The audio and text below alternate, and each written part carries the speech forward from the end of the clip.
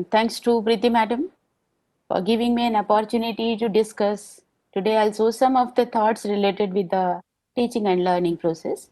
So today I'm going to discuss before you what are the different strategies of teaching, and usually in a offline class mode we use the face-to-face mode of teaching learning. So today I'm going to focus basically on this mode in my first session, and the next session will discuss other methodologies for teaching and learning to make the teaching learning process effective. So if I talk about the teaching learning process, or simple way we can say that what are the different strategies of teaching. So the same way I always believe whenever I talk about the discussion, I always believe discussion, because discussion and ideas makes you more perfect. So my first question, and I just need that everyone be responsive in a chat box, because teaching and learning understanding will requires the constant discussion and conversation. So I just want my question to all of you: what is teaching? What a teacher understand about the teaching, or what a person knows about the teaching? So teaching का simple सा मतलब क्या होता है, आप क्या समझते हैं? बहुत सीधा सा है, जिनको भी मुझसे कन्वर्सेशन करना है, please give me the answers in chat box. I can see your chat box immediately. So basically the teaching means a simple, in a layman's language we can say that to impart knowledge. That means we are trying to transfer our whatever knowledge we have amongst the learner. The another important aspect is to provide education, but the student doesn't want to get lecture from us. They don't prefer much, because just listening to teacher and whatever the knowledge is provided by the teacher will not suffice the need of the learners. So basically we can say that the teaching means to impart knowledge or to provide education, will not actually the basic purpose of teaching. In terms of Socrates, we can say that education or teaching is the kindling of a flame, not the filling of a vessel. So यदि हमारे को ये बात पता होगी कि the education का meaning is not the giving, imparting knowledge or just transmitting knowledge from one person to another. Basic meaning is kindling a flame, and that means to make the learners able to learn whatever the concept we are giving them. So teaching is basically establishing a harmonious relationship between teacher, student, and subject.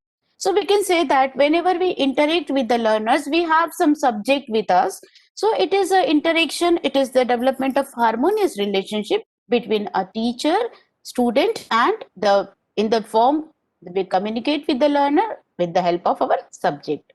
So basically, in a simple word, I can say that teaching is the activity of facilitating learning. So basic purpose of teaching is student learning. Effectiveness in teaching does not relate to teacher's age, sex, and teaching experience. You may have n number of experience, but this doesn't make you a good teacher unless and until you think in a different manner. So basically, if I'm teaching to someone, there must be learning. Without learning, no teaching is possible. So it is a social phenomena associated, it is always associated with learning. It is a process of interaction. Teaching and learning both are involved when proper interaction takes place. So the teaching is a series of acts based on the model of behavior. बहुत simple terminology है कि ये social phenomenon है और it works on the model of behavior. If I talk about the types of categories of teaching behavior, because it is a model of behavior, so we have to understand that what kind of behavior a teacher shows in the classroom or can show in the classroom. So we have three different teaching behavior usually we use. One is authoritarian, the name itself speaks, democratic type, and laissez-faire. Let us understand one by one what these categories of teaching behavior depicts. So first I talk about the authoritarian, that is the organization task-centered approach. So if a teacher behaves in an authoritarian manner, that means there is a tendency that the students are just to have to listen what the teacher instruction is provided by the teacher. So here in that category, authoritarian type of teaching behavior, we can say that the students are passive instrument capable of performing work and accepting directions, not initiating action. बहुत simple सी बात है कि यदि मैं as an authoritarian teacher की तरह behave करूं तो मेरा ये पर्पस होगा कि मुझे क्या पढ़ाना है, that only I'll teach to my learner. My learner cannot initiate direction, cannot provide me any additional information unless and until I permit them. So in that type of model, teacher is in central position and has the firm control on it, and teacher is the only active agent or ideal model. That means the whole responsibility or the whole role played by the teachers only. So in that condition, teaching is confined to the memory level. Yesterday we have discussed different levels of teaching and learning. So memory level means just knowledge and understanding. No scope for development of feelings and creativity of learner. Whereas actual purpose of teaching is to make the student learn by their own efforts, to develop the creative potential among the learner, to develop he should be a creative thinker, he should be a knowledgeable person. All these aspects must be included in the teaching process, we have to imbibe all these aspects in our teaching. So that's why we can say that if you go behave like an authoritarian teacher, so your teaching must be confined to memory level and there will be no scope for the creativity of the learner. Then important aspect is no scope for criticism. And another very problematic thing is there may be a possibility that the wrong concepts may be developed. That means whenever the transmission of information from one person to another goes, there is a losses during the transmission, and due to this transmission losses, there is a possibility that the student may develop wrong concept because we were not providing them scope for criticism. So this is one type of behavior that is we call authoritarian behavior. The second type, as I already told you, I'm not able to move my. So the second category is democratic, that based on human relation theory.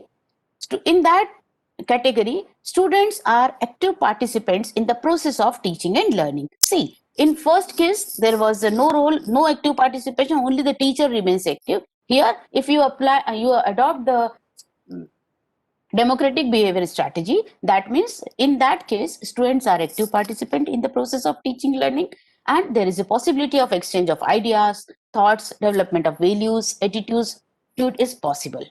Then in that type of behavior, teacher is democratic group leader to lead students towards the study. That means what the role here, instead of the authority, the role changes and teacher has to behave like a leader. So a leader leads the group towards the some direction. That means the teacher's role is to lead their students towards the study. In that form of a teacher, interpersonal influences aim towards modification of behavior. So in that type of teaching, the basic aim is modification of behavior of learner. So in that, if you adopt the democratic strategy or democratic behavior, then there is a high scope for exchange of ideas, development of insight and creativity amongst the learner. Whereas in authoritarian, the possibility is very, very less. The third category, we can say that is the laissez-faire, task and relationship centered approach. In that, students are more active, decision makers and problem solvers.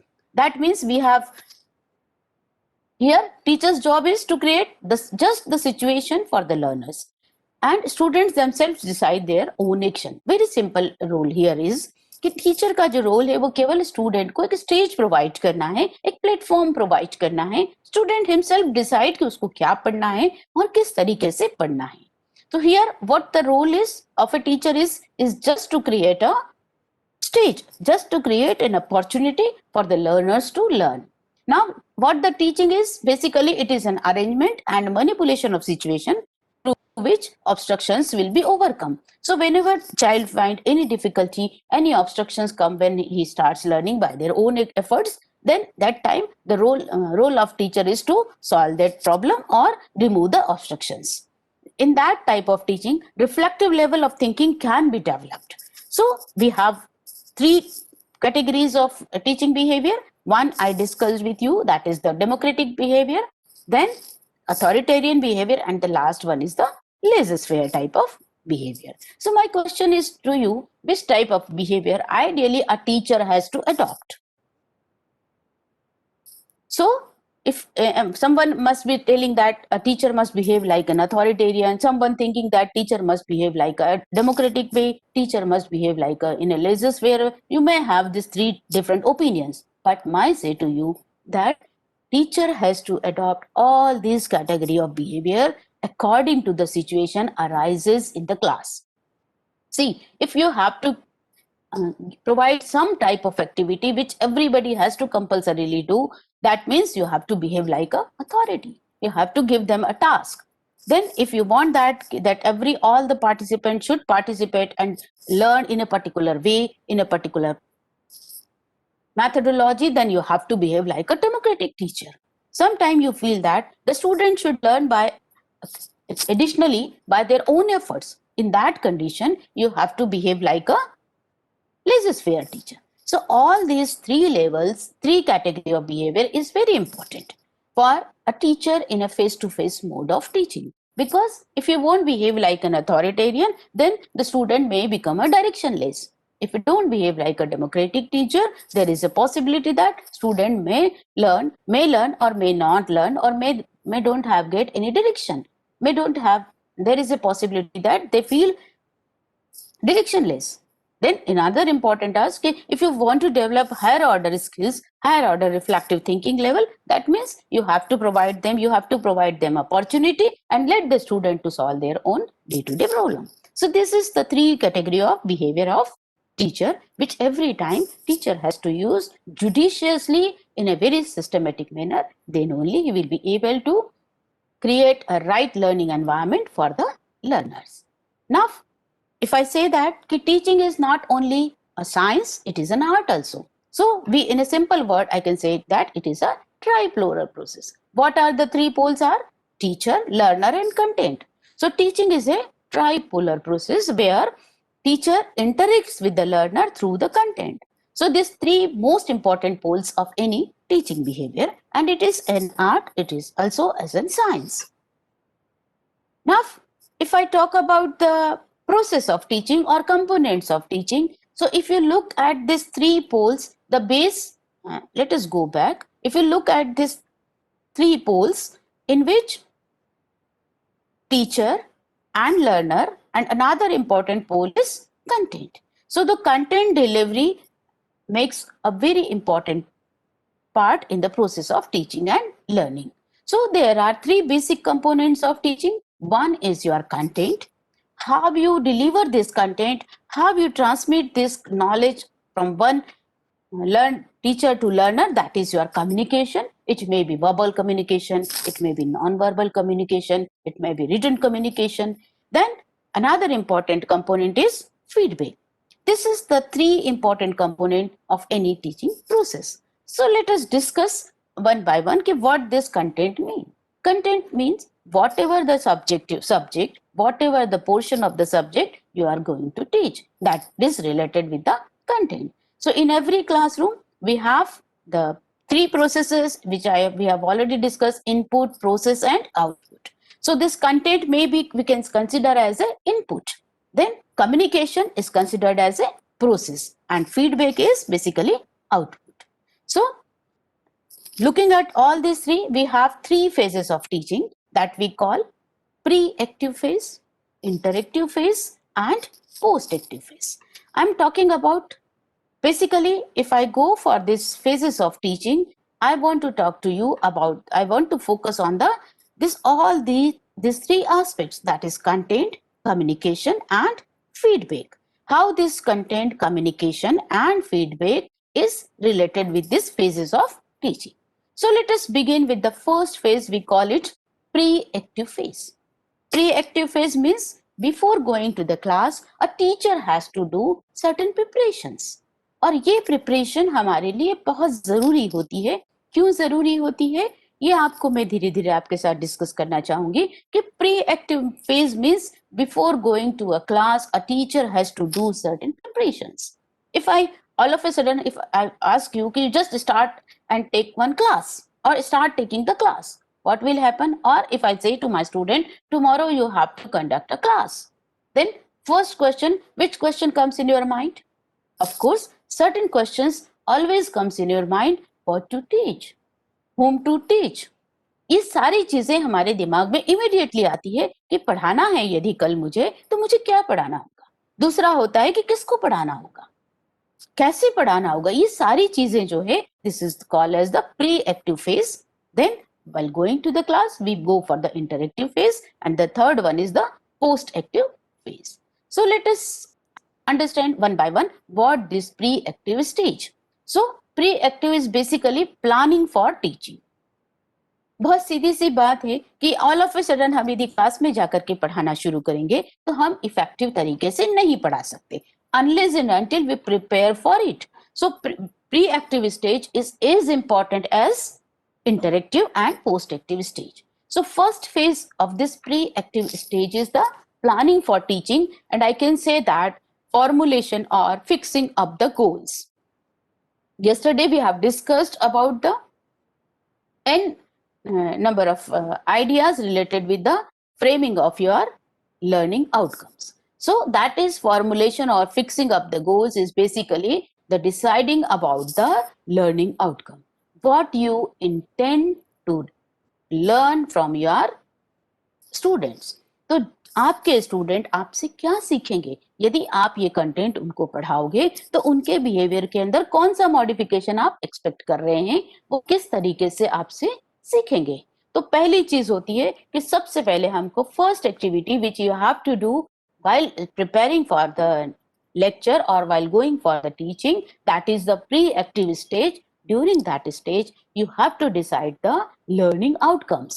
Learning outcome we have discussed yesterday at length. Learning outcome means what modification of students behavior is expected or intended by the teacher. Then on the basis of your learning outcome you have to decide about the content. Now what this content means your subject material, which subject you are going to teach to the learner. तो आपने यदि एक ऐसा simple सा example, let us take one a very simple example कि suppose I have to teach a small class student like 5th class or maybe the 7th class the solar system. If I am a science teacher, I am a biology teacher or physics teacher, I want to teach solar system to my learner. तो फिर मेरे learning objective क्या बनेंगे? Of course मेरे learning outcomes ऐसे होना चाहिए कि the student will be able to define solar system, will be able to explain the process of formation of day and night, will be able to know or don't use know, will be able to describe the rotation and revolution of earth. ये सब क्या है? ये मेरे सारे के सारे goals हैं जो मैंने अपने लेक्चर के लिए अपने स्टूडेंट के लर्निंग बिहेवियर में मॉडिफिकेशन के लिए डिसाइड किए हैं.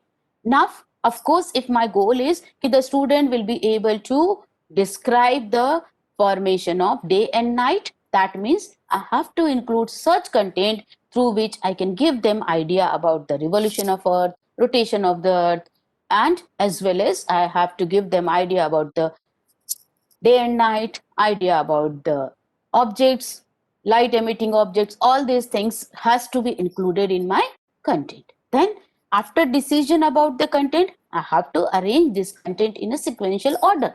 That means which concept should I teach first to my learner. अभी जैसे फिर से let us go with our solar system कि सबसे पहले यदि मैंने ये डिसाइड किया है कि मुझे अपनी क्लास में सोलर सिस्टम को पढ़ाना है, तो क्या मैं सबसे पहले डे एंड नाइट फॉर्मेशन पढ़ाना शुरू कर दूं, या क्या सबसे पहले मैं उनको रोटेशन एंड रिवॉल्यूशन पढ़ाना शुरू कर दूं? Of course not.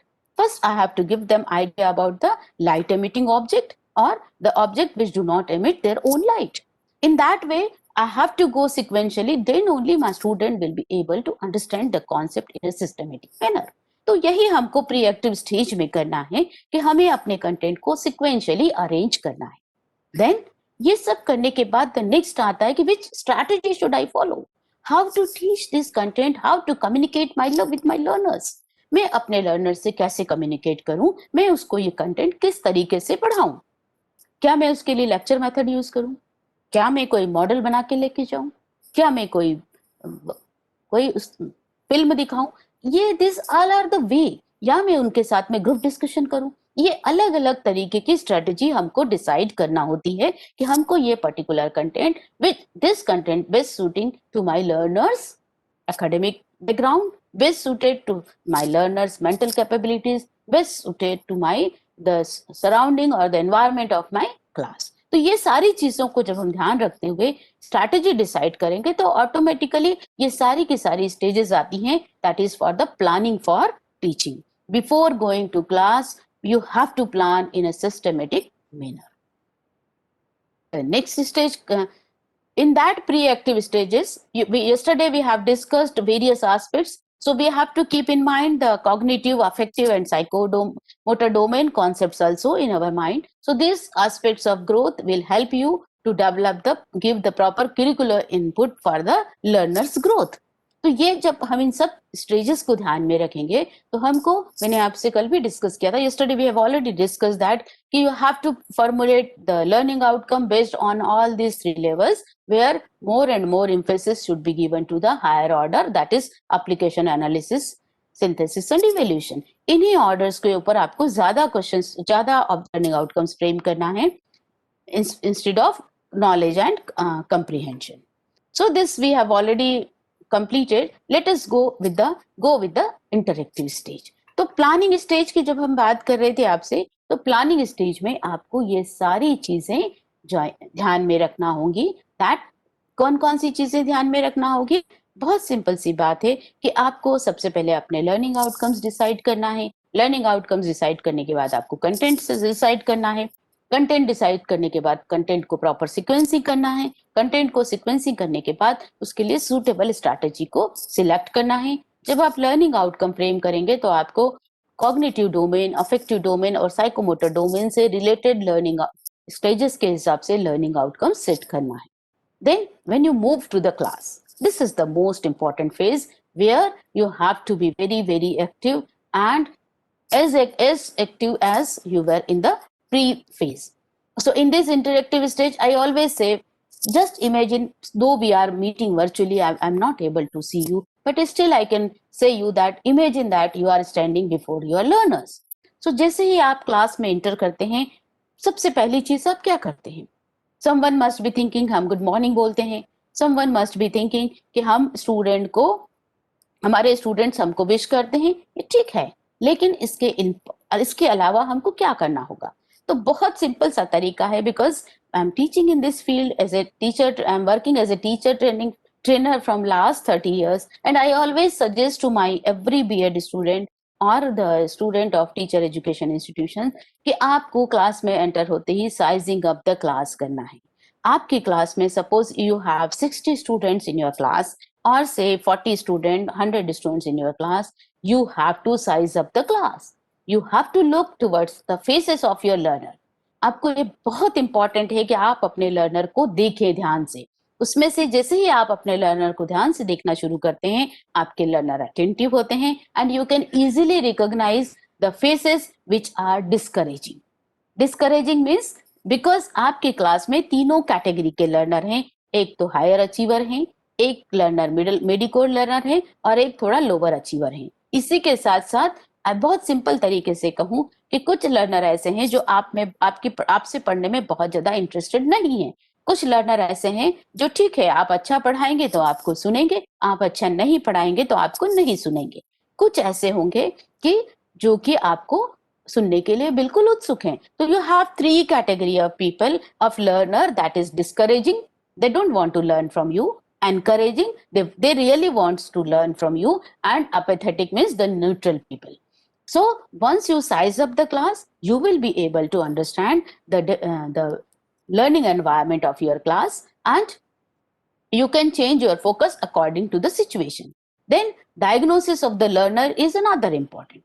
So first, when you enter in the class, you have to size up the class. You have to see that which learner, you can just look at the faces, you will come to know that their facial expression says you, because as a teacher you should be intelligent, you should have such type of intelligence through which you can identify easily which category of which learner is discouraging, which one is encouraging, and which one is apathetic.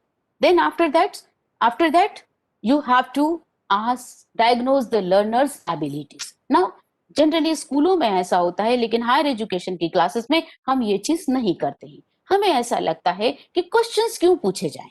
But whenever you enter in the class, just give a warm smile and say something, and then start asking some questions to your learner to diagnose their abilities, their attitude and interest, and their academic background.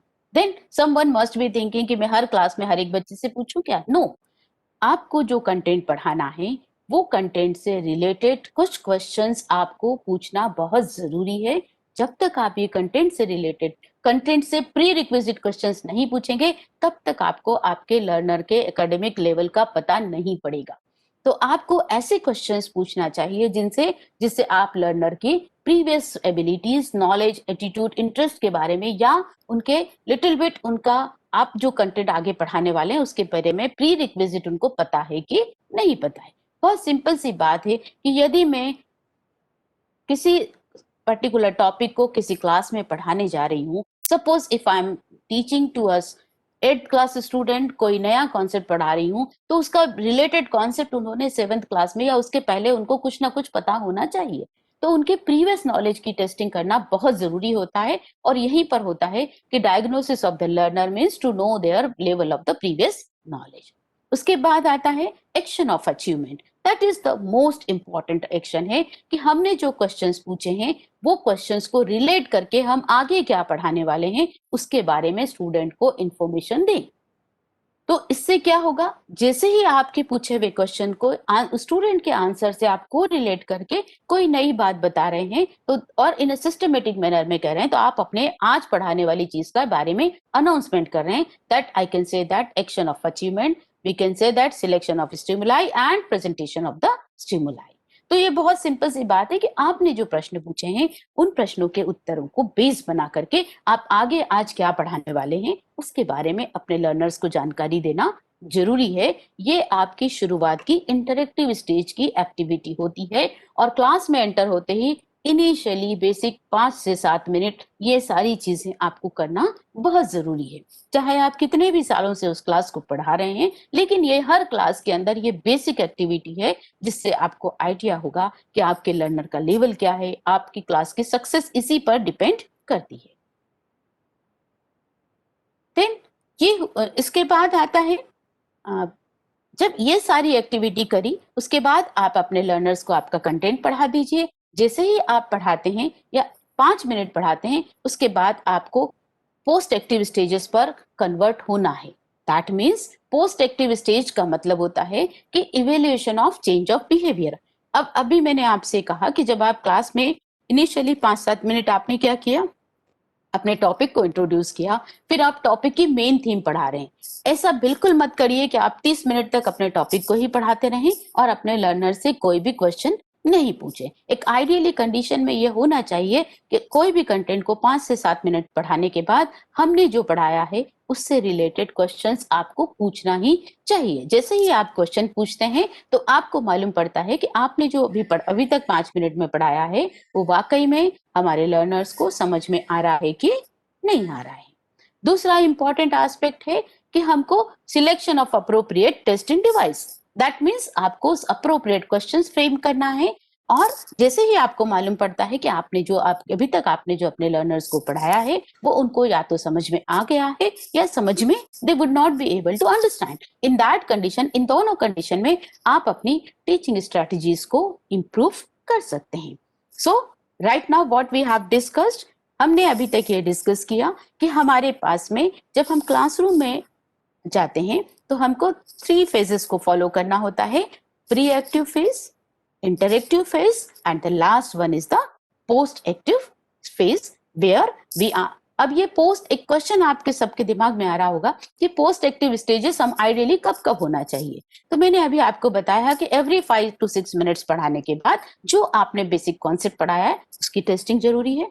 जब आपका पूरा lecture हो जाता है उसके बाद आपको कुछ क्वेश्चंस उनको देना चाहिए उनसे कुछ क्वेश्चंस, रैपिड क्वेश्चंस पूछना चाहिए, जिससे आपकी क्लास एनलाइव होती है, और अगले दिन आप क्या पढ़ाने वाले हैं उसके बारे में भी उनको इन्फॉर्मेशन देना जरूरी होती है। या घर में उनको होम एक्टिविटी कुछ आप दें, कुछ ऐसी एक्टिविटी दें कि फर्दर स्टडीज वो कर सकें।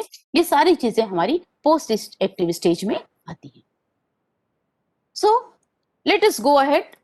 This is some way I can say that right now as a teacher what we are trying to just pouring the knowledge amongst the learner.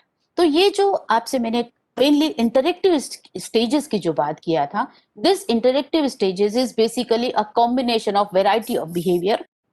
We in a simple term we termed it as a teaching skills. So teaching skill basically क्या है? आपको जो मैंने बहुत सारी activities बताई कि आपको किस तरीके से लेसन को इंट्रोड्यूस करना है, किस तरीके से अपने कॉन्सेप्ट्स को एक्सप्लेन करना है, कौन कौन से क्वेश्चंस पूछना है, तो ये सब क्या है? ये वैरायटी ऑफ बिहेवियर है. और ये जो टीचिंग बिहेवियर है, टीचर्स बिहेवियर है, which are specially effective in bringing about desired changes in people. यानी छात्रों के व्यवहार में डिजायर्ड चेंजेस लाने के लिए ये टीचर बिहेवियर बहुत इंपॉर्टेंट होते हैं. तो सबसे पहले आती है जो हमने ऑलरेडी डिस्कस किया कि प्लानिंग स्टेज. प्लानिंग स्टेज के अंदर आपको क्या क्या करना होता है? पहला इंपॉर्टेंट एस्पेक्ट होता है कि आपको इंस्ट्रक्शनल ऑब्जेक्टिव्स को प्रॉपरली लिखना बहुत जरूरी होता है.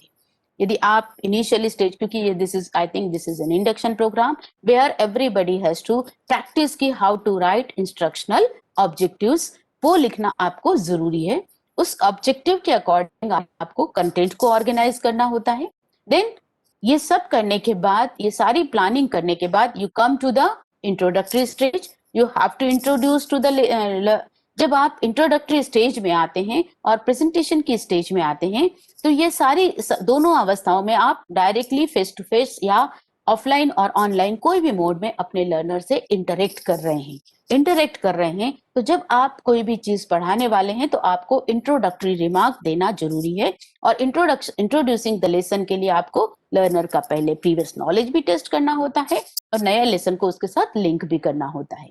देन प्रेजेंटेशन स्टेजेस की यदि मैं बात करूं, दैट मीन्स एक्चुअल कंटेंट जब आप पढ़ाना शुरू करते हैं तो आपको प्रॉपरली एक्सप्लेनेशन आना चाहिए, आपको क्वेश्चंस पूछना आना चाहिए, आपको जो teaching ads that means chalk और ब्लैक बोर्ड यदि आप यूज कर रहे हैं तो उसका यूज करना आना चाहिए, पावर पॉइंट प्रेजेंटेशंस बना रहे हैं तो वो भी आपको आना चाहिए, कोई वीडियो फिल्म दिखा रहे, कोई मॉडल दिखा रहे, तो ये सब चीजों का और ये सब का यूज करते हुए आपको क्लास को कैसे मैनेज करना है, ये भी एक इम्पॉर्टेंट एस्पेक्ट होता है. देन उसके बाद आप रीच करते हैं क्लोजिंग स्टेज में, that is how to close your lecture, closure, achieving closure, giving assignments, how to give assignments, how to evaluate the people's progress and diagnosis people learning difficulty and taking remedial measures. ये सारी की सारी stages हर एक teacher को follow करना जरूरी होता है. जब तक आप ये स्टेजेस को सिस्टमेटिकली नहीं फॉलो करेंगे तब तक आपके लेसन को इफेक्टिव होने की पॉसिबिलिटी थोड़ी सी कम होती है. If you want to become a good teacher, you want to make the systematic presentation before your learner, if you follow all these stages, I'm sure that you will be able to explain the concept in a very very systematic manner to your learner. So let us go ahead one by one. How to usually we divide this teaching behavior for a normal classes, for a normal teacher, into 5 different aspects. सबसे पहले जैसे मैंने आपको बताया था कि that is the planning stage. Planning stage के बाद में सेकंड, जब भी हम कम्युनिकेशन या इंटरेक्टिव स्टेजेस में आते हैं तब टीचर को कौन कौन सा बिहेवियर करना होता है. तो सबसे पहले होता है कि how to introduce the topic, then how to explain, how to ask questions, how to close your lecture. So first one is we call it set induction और skill how to introduce a topic to the learner. तो सबसे पहला important aspect होता है कि आप learner के previous knowledge को टेस्ट करें. और प्रीवियस नॉलेज टेस्ट करने के लिए बहुत सिंपल तरीका है कि आप अपने लर्नर से छोटे क्वेश्चंस पूछें, जो वो ऐसे क्वेश्चंस पूछें जिनके आंसर्स आपके नया पढ़ाने वाले क्वेश्चन कंटेंट के साथ कोरिलेट होते हों. तो we have to use certain questions to test the learner's previous level of learning और previous knowledge test करने के लिए. और जब वो क्वेश्चंस आके आपको आंसर्स मिलते हैं तो उन आंसर्स को लिंक करते हुए आपको इनोवेटिव तरीके से आज आप क्या पढ़ाने वाले हैं वो स्टूडेंट्स के साथ में शेयर करना चाहिए। और वो जब आप शेयर करेंगे तो उसमें इस तरीके से करिए कि आपके लर्नर्स उस आने वाली चीज को सीखने के लिए आपसे मोटिवेट हो सके। सी वेरी सिंपल क्वेश्चन है कि why I should listen you for next 30 minutes। एक सिंपल सा example I just want to say you, if you are asking your 5 years old child to bring some object for you, the child first asks why should I, मैं क्यों लाऊं। जब तक आप उसका क्यों को सेटिस्फाई नहीं करते हैं तब तक वो अपना कोई भी काम करने के लिए मोटिवेट नहीं होता है। The same thing here applies here कि जब तक आप वाई को सेटिस्फाई नहीं करेंगे कि why should I learn from you for the next 30 minutes, why should I listen you for next 30 minutes। तो सिंपल सी बात है कि जब तक आप इस वाई को सेटिस्फाई नहीं करेंगे, जब तक आप नीड क्रिएट नहीं करेंगे, तब तक आपका लर्नर आपसे सीखने के लिए मोटिवेट नहीं होगा। तो नीड क्रिएट करने का बहुत सिंपल सा तरीका है कि जब हम कुछ क्वेश्चंस पूछते हैं तो वो क्वेश्चंस को के आंसर्स को बेस बना करके उसका रिलेवेंस उनकी डे टू डे लाइफ में वो कैसे यूजफुल होगा, वो किस तरीके से उनको सीखना चाहिए, उससे उसको क्या एडवांटेज होगा, उसमें क्या कैपेबिलिटीज डेवलप होंगे, ये सारी इनग्रेन करके आपको उस टॉपिक को इंट्रोड्यूस करना है। That we can say that using appropriate device to introduce a topic to the learner।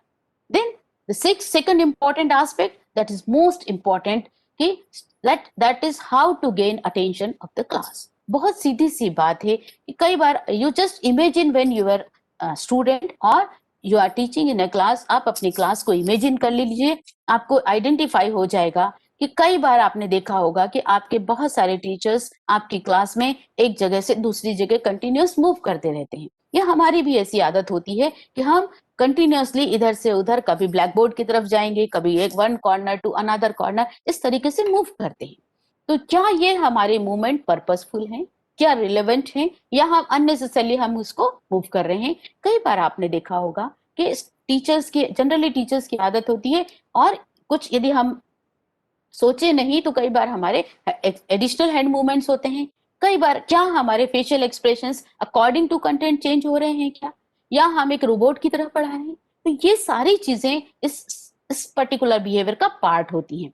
फिर कई बार ऐसा होता है कि हमको कौन सी चीज पे ज्यादा इम्फेसिस करना है तो हम अपने स्पीच के पैटर्न को भी चेंज करते हैं। हम अपने क्या एक ही टोन में हम बोल रहे हैं, whether we are using a proper tonality, whether we are communicating with the proper communication skills, whether we are communicating with proper language, ये सारी चीजें होती है। देन क्या हम केवल लेक्चरिंग ही बोल रहे हैं, क्या हम केवल बोल करके ही उनको पढ़ा रहे हैं, क्या हम कोई ब्लैक बोर्ड का यूज कर रहे हैं, क्या हम कोई उनको पिक्चर दिखा रहे हैं, क्या हम कोई उनको डायग्राम दिखा रहे हैं। ये सारी चीजें का पार्ट होता है कि हम अपनी इंटरेक्शन स्टाइल को चेंज करें। क्या केवल टीचर ही बोल रहा है, are we giving opportunity to the learner to speak. कब दे पाएंगे हम अपॉर्चुनिटी, जब हम कोई क्वेश्चन स्टूडेंट के साथ रेज करेंगे तो automatically the student will be able to give us answer, और जब हमको ये आंसर मिलेगा तो हमारा स्पीच का इंटरेक्शन स्टाइल भी चेंज होगी, और हमको एक आइडिया होगा कि हमारे जो लर्नर है उनको हमारी बात समझ में आ रही है कि नहीं आ रही है। Similarly change in sensory channel का बहुत सिंपल सा मतलब होता है कि हम केवल बोलने के बदले उनको कोई चीज दिखाएं, कोई ब्लैक बोर्ड का यूज करें। ब्लैक बोर्ड का यूज लिखने के लिए बिल्कुल यूज ना करें। ब्लैक बोर्ड का यूज से सिंपल सा मतलब है यदि आपको सेंसरी चैनल चेंज करना है, इसका मतलब you have to use some picture, you have to use some photograph, then only the sensory channel will be change. यदि आपने लिखा हुआ ब्लैक बोर्ड पर है तो वही उसी तरीके से जाता है जिस तरीके से आप कोई चीज को बोल करके सुनते हैं या पढ़ करके समझते हैं। Then change in posture is also important, that is one of the, these all are the way through which we make our class and life। ये हमारी चीजें हमको पता होना चाहिए कि हमको क्लास में किस तरीके से कम्युनिकेट करना है। देन another important question कि how should I ask question and why should I ask question। तो बहुत सिंपल सी बात है कि जनरली ये चीज जब भी मैं अपने हायर एजुकेशन के टीचर्स के साथ कम्युनिकेट करती हूँ और उनको ये बोलती हूँ कि आपको क्वेश्चंस पूछना है, तो दे लुक लाइक कि व्हाई। तो सिंपल सी बात है कि जब भी आप क्वेश्चंस पूछते हैं इसका मतलब क्या हुआ कि आपको दो चीजें होती है कि एक तो आपकी इंटरेक्शन स्टाइल चेंज होती है, और दूसरा इंपॉर्टेंट एस्पेक्ट होता है कि you get feedback from the learner. आपको लर्नर से फीडबैक मिलता है। तो क्वेश्चनिंग कैसे पूछना, हमेशा क्वेश्चंस ऐसे पूछना चाहिए जो कि डायरेक्ट क्वेश्चंस होना चाहिए। और सीधी सीधी बात है कि यदि हमने कोई बच्चे से किसी से कोई क्वेश्चन पूछा है तो वो क्वेश्चन के आंसर के ऊपर हमको उसको प्रॉम्प्ट्स भी करना चाहिए, उससे फर्दर पूछना भी चाहिए। एक बच्चे से एक प्रश्न पूछा तो केवल एक ही बच्चे से नहीं पूछना चाहिए, दूसरे बच्चों से भी प्रश्न पूछना चाहिए। उसके साथ साथ यदि किसी बच्चे ने कोई प्रश्न का कोई क्वेश्चन का सही आंसर दिया है तो उस आंसर को फोकस भी कर करके बाकी लोगों को उसको एक्सप्लेन करना चाहिए, एडिशनल इंफॉर्मेशन पूछना चाहिए। और इस तरह we have to ask question in such a way which develops critical awareness amongst the learner. तो ये जो क्वेश्चन है, जब भी हम क्लासरूम में क्वेश्चन बनाएं तो the question must be relevant with the content. हमारे प्रश्न हमेशा कंटेंट से रिलेवेंट होना चाहिए, हमारे प्रश्न हमेशा प्रिसाइज होना चाहिए, मेरे प्रश्नों में क्लैरिटी होना चाहिए और the questions must be grammatically correct. This is very, very important when you ask question in the classroom or while interacting with the learner, maybe for testing the previous knowledge, for testing whatever the content you have immediately taught. इस सारी चीजों को जानने के लिए भी जब आप प्रश्न पूछते हैं तो your question must be relevant with your content. Your question must be precise. It should not be ambiguous. Then the question must be very clear and the question must be grammatically correct. So ये चीजें जो है questions का क्या क्या important होता है। Questions provide you feedback for content as well as feedback for your presentation. तो क्या हम सही पढ़ा रहे हैं, क्या हमारे, क्योंकि what is the purpose of teaching? Of course the purpose of teaching is student learning. हमने साल भर पढ़ाया but our students are not able to get anything from us, that means this teaching doesn't have any meaning. So unless and until learning is there, then only the teaching is meaningful. This is the only profession where teacher's performance is judged by the learner's performance. तो इसका मतलब क्या हुआ कि हमको student का feedback मिलना बहुत जरूरी है। और यदि फीडबैक हमको during the examination end of the semester मिला तो there is no meaning. Every day जो हम पढ़ा रहे हैं उसके ऊपर हमको हमारे लर्नर्स का फीडबैक लेना जरूरी होता है। और जो हम पढ़ा रहे हैं क्लास में, जैसे ही आप 5-7 मिनट के बाद आप लर्नर से क्वेश्चंस पूछते हैं तो आपको फीडबैक मिलता है कि whether whatever the content you want to teach, whether the student are getting it or not. So इसीलिए ये क्वेश्चंस बहुत इंपॉर्टेंट होते हैं कि क्या हम कंटेंट सही तरीके से लिया है हमने, क्या हमारा जो प्रेजेंटेशन है वो भी बराबर है क्या। तो ये सारी चीजों का feedback it helps us to make our teaching more effective. Now, certain guidelines which you have to always follow. Do not ask question which answers yes or no. कभी भी yes or no वाले question नहीं पूछना चाहिए class में। Another, avoid echo or leading questions. वो questions जिसके अंदर उन क्वेश्चंस में ही उनके आंसर्स छुपे हों वैसे क्वेश्चंस भी हमको नहीं पूछना चाहिए। अवॉइड डबल पैरेलल क्वेश्चंस, वो क्वेश्चन जिनके डबल आंसर्स आ सकते हो, एम्बिगुअस क्वेश्चंस, इन सब को भी हमको अवॉइड करना है। तो ये बहुत इंपॉर्टेंट एस्पेक्ट होता है whenever you go and ask questions to your learners. Now, the most important component of making any teaching strategy effective, that is the skill of explanation, or how to explain your ideas, concepts, events and actions before the learner in a clear systematic manner. तो बहुत important जो aspect होता है कि जो भी आप चीज कंटेंट पढ़ा रहे हैं उसमें कंटिन्यूटी होना चाहिए। जो भी आप सेंटेंसेस बोल रहे हैं वो सेंटेंसेस एक दूसरे के साथ लिंक होना चाहिए। आप जिस तरीके की भाषा का प्रयोग कर रहे हैं आपकी भाषा में फ्लुएंसी होना चाहिए।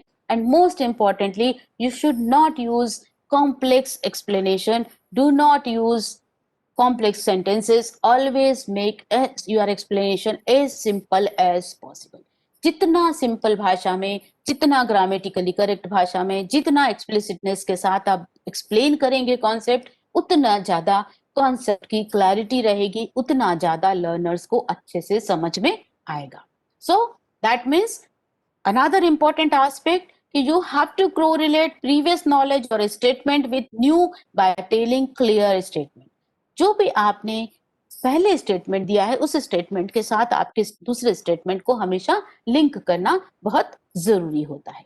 तो ये जो इम्पोर्टेंट एक्सप्लेनेशन के समय इन चीजों का ध्यान में रखना होता है कि आपको आपकी भाषा की फ्लुएंसी अच्छी होना चाहिए, आपकी भाषा में शब्दों के चयन सिंपल होना चाहिए, you should have a simplicity in explanation. कई बार हमने देखा होगा कि the most of the time presenter speaks very very complex language, बहुत एडिशनल एडवांस लैंग्वेज का यूज करते हैं और learners are not able to understand. तो हमेशा whatever the way you want to explain, whatever the concept you have to explain, you explain it as simple as possible. जितना simple भाषा में, जितने साधारण तरीके से आप पढ़ाएंगे, उतना आपकी कॉन्सेप्ट की क्लैरिटी बढ़ेगी, आपके लर्नर्स को उतना अच्छे से आपसे समझ में आएगा। नव हमेशा कुछ कुछ चीजों का ध्यान रखना होता है जब भी हम एक्सप्लेनेशन का यूज करें, जब भी हम कोई कॉन्सेप्ट को लर्नर्स के सामने एक्सप्लेन करें, तो उस समय आपको हमेशा एक्सप्लेनिंग लिंक्स का यूज करना चाहिए। उसके साथ साथ आपको केवल वर्बल नहीं, उसके साथ साथ विजुअल्स का यूज करना चाहिए। कई बार आपको थीम में कंटिन्यूटी नहीं होती है, तो थीम की कंटिन्यूटी को मेंटेन करना चाहिए। ऐसा नहीं हो कि आप कोई कॉन्सेप्ट पढ़ाते पढ़ाते कोई बीच में कुछ डिस्टरबेंस हुआ और आप उसकी तरफ डिस्ट्रैक्ट हो गए। So always keep your focus on the concept.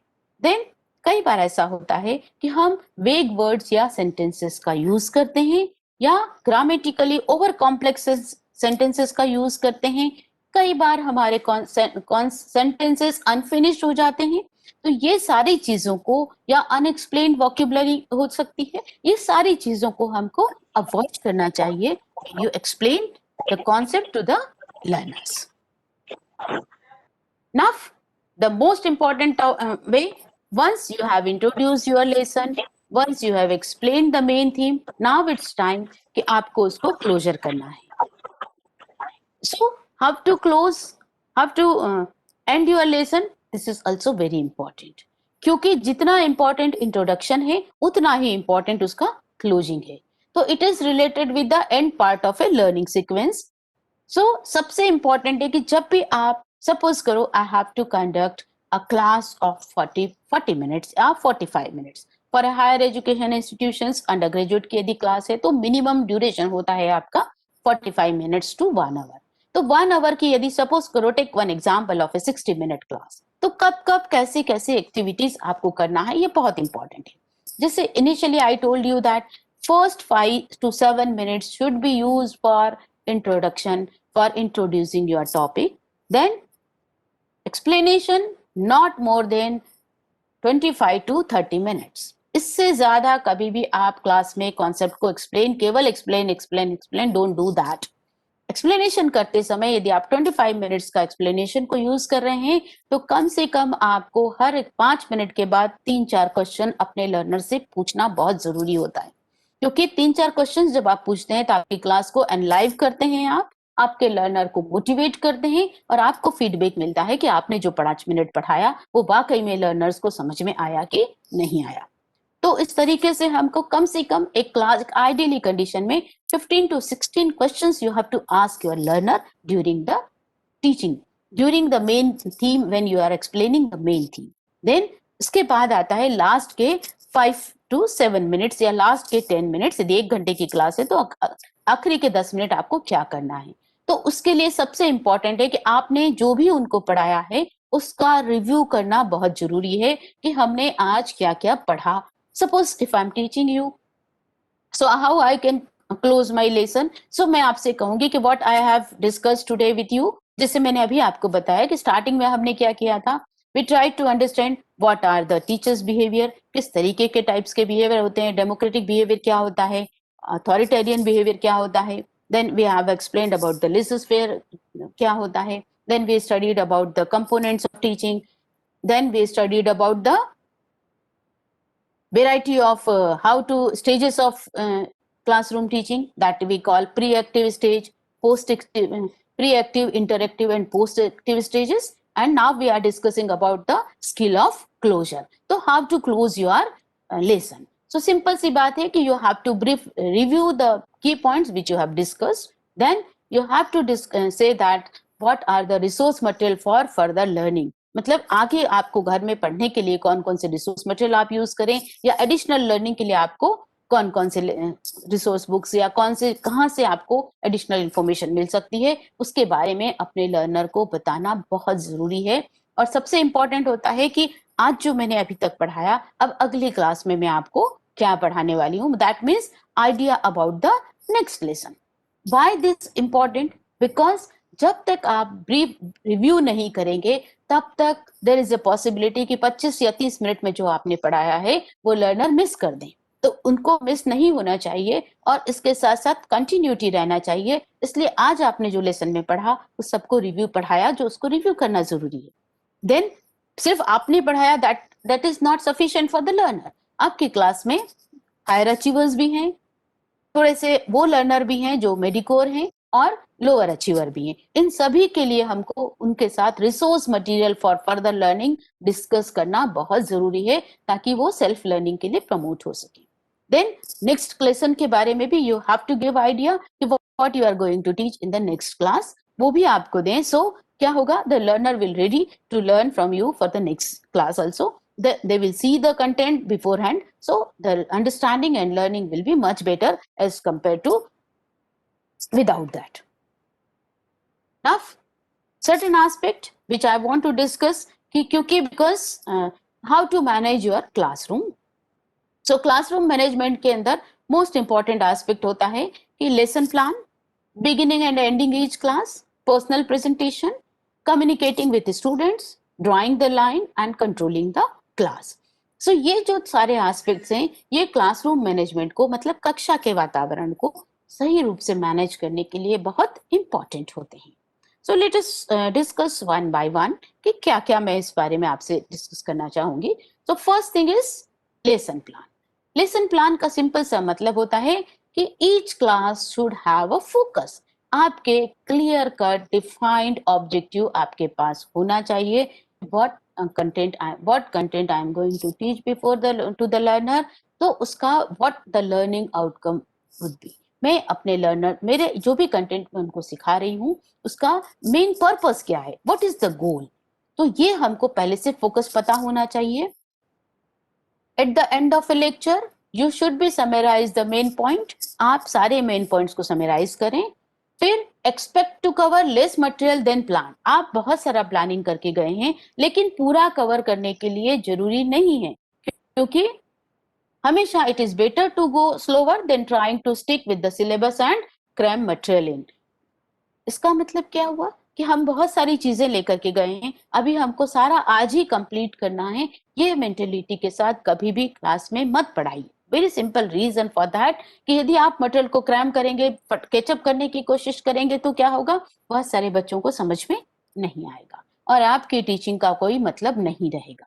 तो हमेशा ये होना चाहिए कि आप थोड़ा सा धीरे पढ़ाएं, स्लो चलें, लेकिन स्लो चलने से क्या होगा, आपके लर्नर को सोचने का टाइम मिलेगा। Always give time to the learners to think. The pause is very important. तो इस क्लास में जब भी आप पढ़ाते हैं तो पॉज कर देना जरूरी है। 30 सेकंड से लगा करके 1 मिनट 1.3 30 सेकंड्स का आपको उनको पॉज देना जरूरी होता है, जिससे वो बच्चे जो आपने कंटेंट पढ़ाया है वो उसको ग्रास्प कर पाए, वो उसको समझ पाए। इंपॉर्टेंट एस्पेक्ट कि जब भी मैंने आपको बोला कि जब आप क्वेश्चंस पूछते हैं, तो क्वेश्चंस पूछते हैं इसका मतलब भी आप लर्नर को सोचने के लिए अपॉर्चुनिटी दे रहे हैं। So this is one of the very important aspect of related with the lesson plan. Then another important, aim for the level you want students to achieve and then help them achieve. So identify early the student that needs help and encourage them। ये बहुत जरूरी है। जैसे मैंने आपको पहले ही बोला था कि जब भी हम क्लास में जाते हैं तो हमारे को ये पता होना चाहिए, we should always aware that कि how many students of my class are actually require additional reading material और एडिशनल रेमेडियल क्लासेस। सो ये डायग्नोसिस जब तक आपकी नहीं होगी तब तक आपको आपके लर्नर के लेवल का पता नहीं होगा और आप अपने टीचिंग में सक्सेसफुल नहीं हो पाएंगे। So first you have to identify early the student that needs help and encourage them. Similarly, you have to identify early the student that need more help and work with them to correct problems in studying and in comprehension. So higher achiever और lower achiever, इन दोनों के को आपको पहले से पता होना चाहिए. So those who are higher achiever और good in studies, they always need and you always encourage them for additional reading. Similarly, those who are little bit less in academics or are slow in learning, you can always encourage them and solve their problems. फिर another important, do not be afraid to repeat important points. ये बहुत जरूरी है कि हम class में जो भी पढ़ा रहे हैं उसको बार बार रिपीट करें, क्योंकि यदि आप इंपॉर्टेंट पॉइंट को मल्टीपल टाइम्स जाते हैं तो और एक सेमेस्टर में उसको बार बार रिपीट करते हैं तो वो इंपॉर्टेंट पॉइंट स्टूडेंट को ज्यादा फोकस होते हैं और वो ज्यादा अच्छे से उसके ऊपर उसको समझ पाते हैं. तो हमेशा क्लास को पढ़ाते समय रिपीटेशन इज वेरी इंपॉर्टेंट. केवल आप एक ही बार बोलें और उसको रिपीट ना करें तो हो सकता है वो मिस हो जाए. तो जो इंपॉर्टेंट एस्पेक्ट है उसको आपको अगेन एंड अगेन रिपीट करना जरूरी है. Always point out how new class material relates to earlier material. मतलब आज जो आप पढ़ा रहे हैं वो आपने प्रीवियस पढ़े हुए मटेरियल से या उनकी डे टू डे लाइफ के साथ में वो किस प्रकार से रिलेटेड है, ये उसको एक्सप्लेन करना बहुत जरूरी होता है.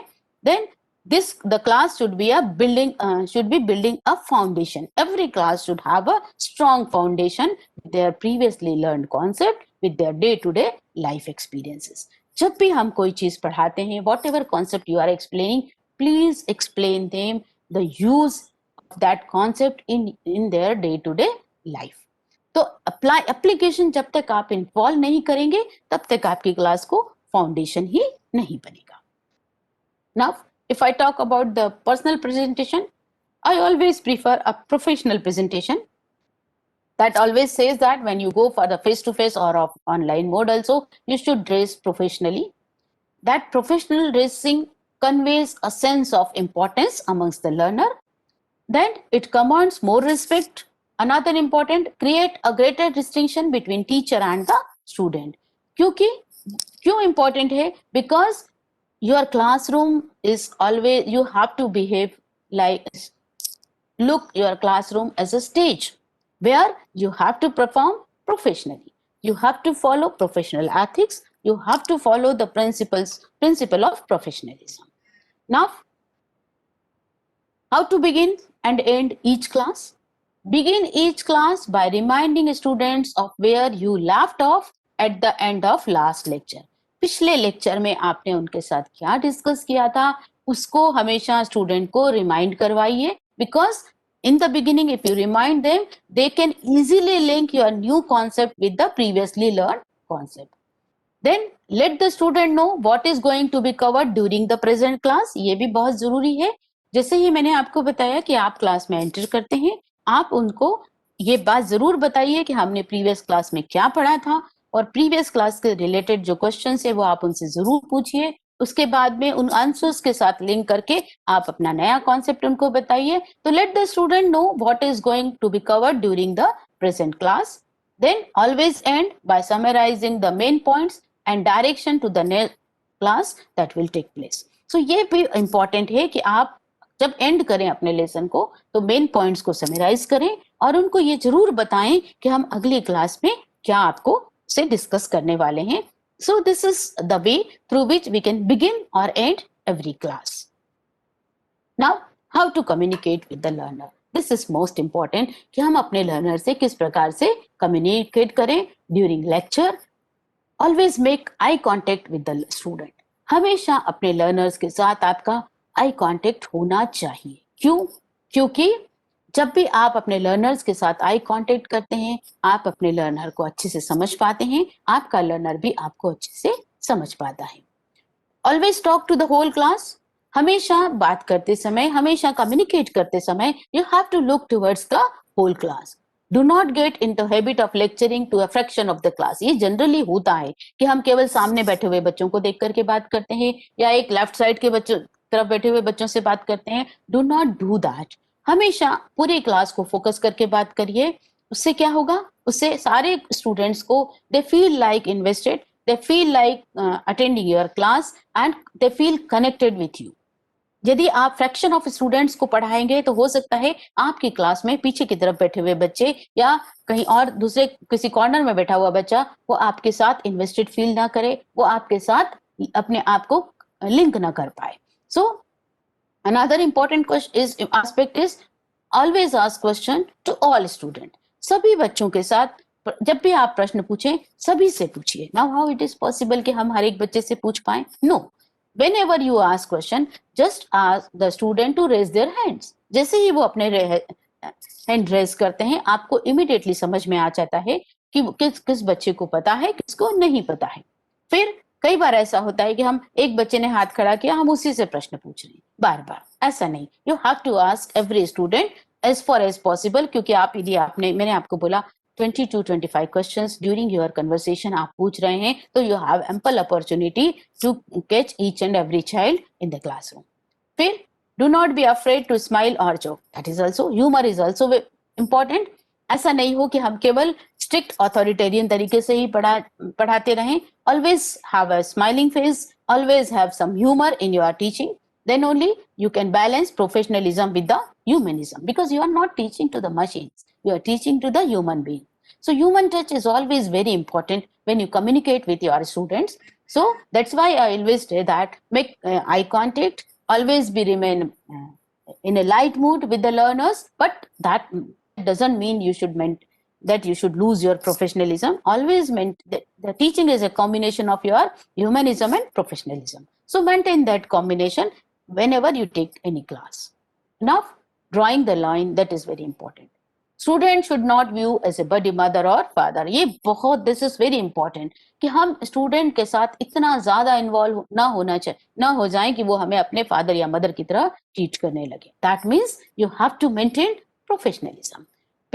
Your professionalism, passion for the subject matter, and desire for the success of your student should foster a strong and rewarding bond between class and teacher. That means कि जो आप यदि प्रोफेशनलिज्म को मेंटेन करते हैं और आप अपना जो सब्जेक्ट के प्रति पैशन रखते हैं तो of course you keep a desire for the success of your student, there is no doubt you will be a successful teacher. Whenever you confront with a problematic student, so do not refer them to the proper authorities. ये बहुत important है. कई बार ऐसा होता है कि हम स्टूडेंट की प्रॉब्लम को अपने लेवल पर सॉल्व करने की शुरुआत कर लेते हैं. इफ यू फाइंड दैट कि student is a problematic, always refer them to the authorities. ये एज ए टीचर ये प्रोफेशनलिज्म का बहुत इंपॉर्टेंट एस्पेक्ट है कि यदि कोई ऐसी समस्या है जो प्रॉब्लमेटिक है, कोई ऐसा स्टूडेंट है जो आपके लिए जिसकी कोई पर्सनल प्रॉब्लम है या कोई प्रॉब्लमेटिक स्टूडेंट है जो ऑलवेज आपके सामने आता है, तो always refer to them to the proper authorities. You are not the person who can solve each and every problem of the learner. You can solve the problem related with their academics, related with their subject matter only. Now, how to control the class? Was the classroom is your environment and tool for achieving educational goals. तो इसका मतलब क्या हुआ? Your class should always have a direction, each class to take and lead it there through lecture, simulating discussion and asking question. तो जब भी हमको class को के अंदर हम डिस्कशन करते हैं, जब भी हम उनसे प्रश्न पूछते हैं, जब भी हम उनसे कोई एक्सप्लेनेशन करते हैं, ऑफ कोर्स हमारी क्लास एनलाइवन होती है और हम इजीली अपनी क्लास को प्रॉपर तरीके से कंट्रोल कर सकते हैं. हम अपनी क्लास को एक डायरेक्शन दे सकते हैं, हम अपनी क्लास को एक पर्टिकुलर वे में मोटिवेट कर सकते हैं, लाइफ लॉन्ग लर्नर में कन्वर्ट कर सकते हैं. This is in our hand only. Now second important aspect when you want to manage your class, the questions is another very important tool which makes your class enliven. So questions from students can enliven a class and also indicate what material needs more coverage. So the question can be used as a great aid. Do not afraid of saying if a student asks you any question which you are not able to answer, always say that I do not know, but there is a one important aspect. Then have the answer the next class. अगले दिन जब आप class में जाएं तो आप उस प्रश्न का उत्तर उनको जरूर दीजिए. Then always compliment. If a student is asking very insightful question, always give them compliment. You have asked a very nice question. Then only the student will motivate and he will raise his issues in a systematic manner before you. Question can also be a great problem for the teachers. That's एक बहुत important बात होती है कि प्रश्न जिस तरीके से आपके लिए महत्वपूर्ण है उसी तरीके से आपके लिए प्रॉब्लम भी रेज कर सकते हैं। तो you should be very cautious. The student that always ask question that are completely unrelated. कई बार ऐसा होता है कि when you encourage your learners to ask question, student आपसे अनरिलेटेड प्रॉब्लम पूछने लगते हैं। और इस तरह बार बार कोई स्टूडेंट ऐसा भी हो सकता है कि आपसे इस तरीके के क्वेश्चंस पूछें जो आपके कंटेंट से रिलेटेड नहीं है। उस कंडीशन में हमें क्या करना है? We have to quickly defuse that question और अगले क्लास मटेरियल पे बढ़ जाइए। जिससे क्या होगा, स्टूडेंट का भी रेस्पेक्ट मेंटेन रहेगा और आप अपनी खुद की डिग्निटी भी मेंटेन कर पाएंगे। Now sometime what happened, the student is clearly lost and does not understand your answer while rest of the class is getting restless। ये एक बहुत होता है कि जब भी हमने क्लास में क्वेश्चन पूछा और स्टूडेंट को नहीं समझा, हम उस क्वेश्चन को अगेन एंड अगेन उसके साथ इन्वॉल्व हो जाते हैं और बाकी क्लास का फोकस खत्म हो जाता है। यदि बच्चा आपसे बार बार प्रश्न पूछ रहा है और आप आपके उत्तर को नहीं समझ पा रहा है, तो एक बार उसको आंसर दीजिए, दोबारा रिपीट करिए और उसके बाद उसको डिफ्यूज कर दीजिए। Because answer the question one more time but and the answer by saying let's go over this one more time after the class. तो उसके बाद आफ्टर द क्लास उसकी क्वेरी को सॉल्व करिए, लेकिन ऐसा ना हो कि वो पूरे टाइम आपसे प्रश्न पूछता रहे और आपकी क्लास का फोकस डिस्टर्ब हो। The two worst question in the world जो हमेशा पूछे जाते हैं और वो बोला जाता है कि इज दिस इंपॉर्टेंट, क्या ये कंटेंट इंपॉर्टेंट है, और is this going to be on the exam. ये दो चीजें बहुत इंपॉर्टेंट है। आपको लिए बहुत इंपॉर्टेंट है एज अ गुड टीचर, आप बिगिनिंग ऑफ द सेमेस्टर ये बता दीजिए कि मैं केवल इंपॉर्टेंट या हम आपको केवल इंपॉर्टेंट नहीं पढ़ाते हैं, हम आपको सारा कंटेंट जो भी पढ़ा रहे हैं वो सब आपको पढ़ना है। All are important. At the beginning of the semester I always make it clear that I encourage thoughtful questions and that I'm always happy to clarify any point, but that I will not answer the questions such as is this important or is this going to become in the examination. ये बहुत जरूरी है कि यदि आपसे बच्चा ये पूछता है कि ये इंपॉर्टेंट है क्या, ये परीक्षा में आने वाला है क्या, तो ये चीज आप पहले से क्लियर कर दीजिए, क्योंकि आप में प्रोफेशनलिज्म होना चाहिए, कमिटमेंट टू टीचिंग होना चाहिए। तो आप केवल एग्जाम ओरिएंटेड नहीं पढ़ा रहे हैं, आप लर्नर को सीखने के लिए पढ़ा रहे हैं, सिखाने के लिए पढ़ा रहे हैं। तो of course you have to explain this things in systematic manner. Now very important for classroom management, whenever you confront any problematic student, never get into an aggressive confrontation with the student। ये बहुत important है। If a discussion is becoming problematic, suggest this is to always tell that this discussion is not fair. It will be more appropriate to continue the discussion after the class. फिर if a student continuously to be disruptive or disrespectful to other student, ask them to leave and discuss the incident with your principal or chairperson or mentor। ये भी जरूरी है कि आप problematic, क्योंकि sometime what happened because this is happening with the young teachers कि हम problematic students के साथ confrontation में आ जाते हैं। that has to be avoided in any condition। Now certain tips which I want to share with you to make your lesson more enjoyable, fun and a sense of achievement, create an atmosphere conducive for learning. Information linked with positive events and feelings are learned and remembered much easier. Create opportunities for achievement and give praise and recognition as often as possible। जब भी आप प्रश्न पूछते हैं, यदि बच्चा if a child is able to give you a wonderful answer, always give them praising। If a child is able to give you a sufficient answer, give them some such type of reinforcement which will motivate the learner to give the answer next time। Correct mistakes casually। If they are यदि आपसे कोई पढ़ाते समय या कुछ चीज mistake हुई है, you correct it casually, do not emphasize too much, otherwise student will store your mistakes only and recall the wrong information। तो ये चीजों का आपको ध्यान में रखना है कि यदि मान लो वी आर ह्यूमन बीइंग्स, यदि पढ़ाते पढ़ाते कोई कॉन्सेप्ट में, कोई मैथमेटिकल एक्सप्लेनेशन में किसी चीज में कुछ गलती हुई, तो उसको बहुत ज्यादा फोकस करने की जरूरत नहीं है, जस्ट कैजुअली उसको करेक्ट कर दीजिए, so your learner will get the correct concept. So always remember, the best teacher can learn a great deal from his or her student। Every teacher learns from the learner only. So the secret to education is respect the people. This is one of the very basic fundamental aspect. You always respect your learner, then only you will command respect from them. Working together, we can achieve our goal and expect qualities in higher education. So this is one of the need. You have to work with your learner in a collaborative, in a systematic manner. Then only you will be able to achieve your goal in life. So this is some that the society needs us to be a very creative teacher. So thank you so much and have fun and enjoy what you are doing. आप जो भी पढ़ा रहे हैं, जैसा भी पढ़ा रहे हैं, उसको enjoy करिए, उसको fun की तरह लीजिए. So definitely your energy will be picked up by the student and they learn whether they want it or not. So definitely they will learn from us. So be passionate, be professional. You should always be committed to your profession. Then only you will earn the respect from your learner. So thank you so very much for a patient listening. And I, in the beginning also, I told you if you have any queries, you can please ask me. Some of the references which I want to share with you. I have my blog, that is drrajshreevaishnav.edublogs.org. If you need any additional information related with this type of strategies, you can look this blog. You will get ample information. Yesterday also I completed some instructional objective concept which is also available on my blog. So please you can write down this my blog address, simple address, http drrajshreevaishnav.edublogs.org. And this blog you will get sufficient resource material and information related with my present lecture.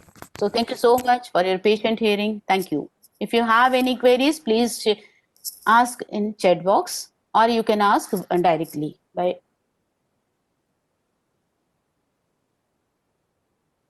Friends, if you have any query, you can discuss with ma'am.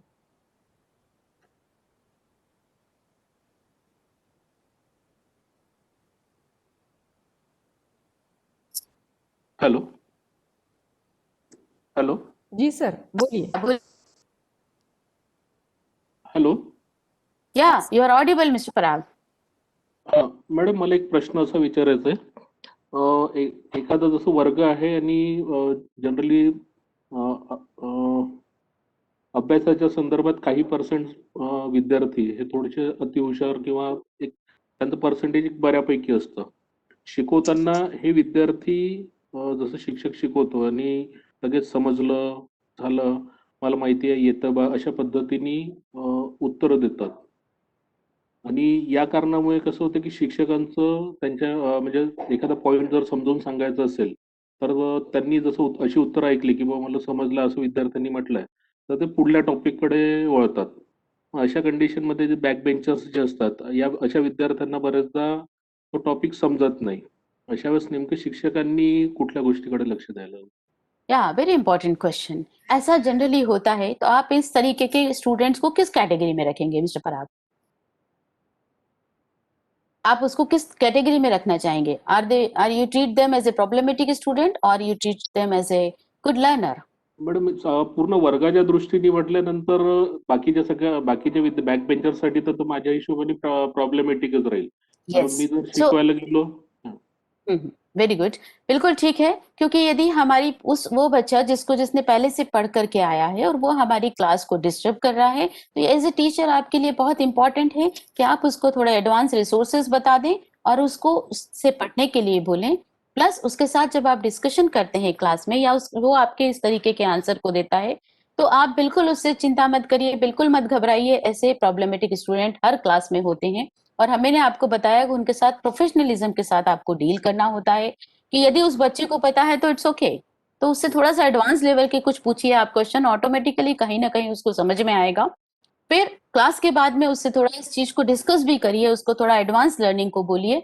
तो automatically आप इस चीज को कर देते हैं but बहुत important है कि उस बच्चे के पीछे आप पूरी क्लास को डिस्टर्ब ना करें क्योंकि कई बार जैसे मैंने आपको बताया कि यूजुअली कुछ बच्चे हमारी क्लास को डिस्ट्रप्टिव होते हैं और वो हमेशा ये बताने की कोशिश करते हैं कि हमको ज्यादा नहीं आता उनको हमसे ज्यादा आता है वी डू एग्री कि ऐसा हो सकता है, लेकिन उस कंडीशन में आपका प्रोफेशनलिज्म ही काम आता है। आप उस बच्चे से बिल्कुल, क्योंकि आप तो टीचर हैं, आपको पता है, आपको एडवांस भी पता है, तो उस तरह से रिलेटेड क्वेश्चन को, बट उसको कभी भी आप ये डिसरिस्पेक्ट मत करिए, रिस्पेक्टफुली उसके इस कॉन्सेप्ट को एक्सेप्ट करिए और उसको और अच्छा पढ़ने के लिए मोटिवेट करिए। वो एक अच्छा स्टूडेंट हो सकता है, बट उसके कारण बाकी क्लास को डिस्टर्ब बिल्कुल नहीं होने देना चाहिए। मैं तो ऑलवेज सजेस्ट दैट कि ठीक है, हम उस बच्चे को ये जरूर बोलें कि ठीक है, आपने बहुत अच्छा पढ़ा है, let us explain to others also.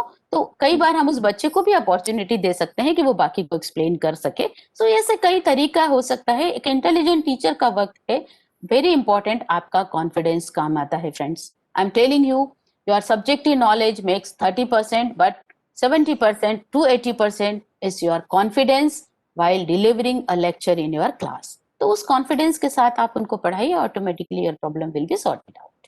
Thank you. Thank you, thank you.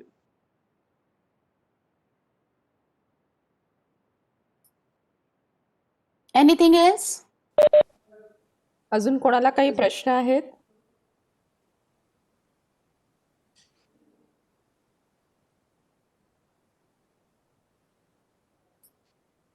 So thank you so much. Okay, ma'am. Thank you so much, ma'am. Yeah. So we will take a Yeah. break of 15 to 20 minutes and we will join by, ma'am जल्दी हो गया है खत्म, तो 12:30 बजे ही करते हैं I think कि it's I think आपने मुझे 12 बजे का ही टाइम दिया। यस यस, लेकिन नेक्स्ट लेक्चर हाँ। फिर भी 12:30 बजे करेंगे चालू। ठीक है ना, we can ओके, बिल्कुल। Yeah, so we'll begin with 12:30. No problem. Yes ma'am, okay, thank you so much ma'am. Okay. Yeah, thank you. Thank you, ma'am.